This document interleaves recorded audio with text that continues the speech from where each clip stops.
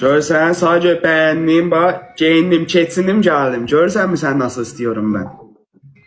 İstəyirsense gel istedim ha, gel evlenek. Evlene. Abi bu Tanrıyorsun beni. yediğim şeydi bu yediğim. O ne Neydi bileyim sen? bunlar? Gel bir tane PK. Yok az yok.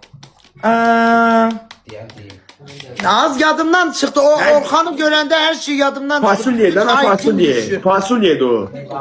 Az edemem hep fasulye ne de Allah'ın cezası. Haralısan sen aslen. Ben Gəncəliyəm. Elmədin kimdi az edemem. Elmətdin kimdir? O Elmətdin. Gəncəli sen. Bəli. Harda Gəncənin arasında kalırsan? Gəncənin pasilka. Pasyon. Gəncədə sen bu dəqiqə. Ay yox, Bakıdan. Harası? Bakı bu dəqiqə Nərmanov. Nermal tek kalırsan. Yer. Kimle? Heyflər olsun ki. Qardaşım. Kimle kalırsan? Qardaş. Oy Allah, spasiba.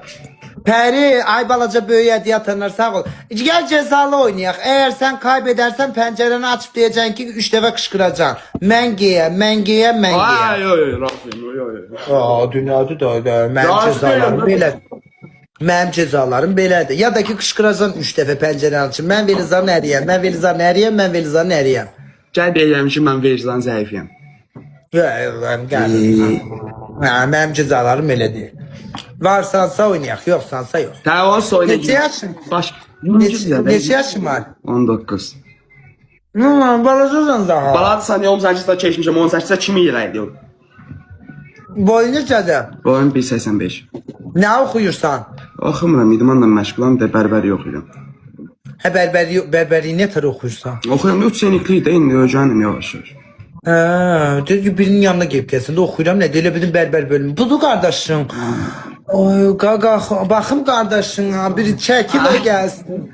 Ay ne tersiz. Hiç okçarlığınız yok değil kardeşim. Yox, bəli, yox. Hey, Kardeşim bir tane üstünü yox. giysin ya.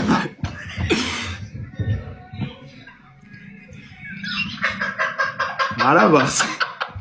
Ağrı, ara bax. Sağ ol, ay sağ. O kardeşi neyse ha.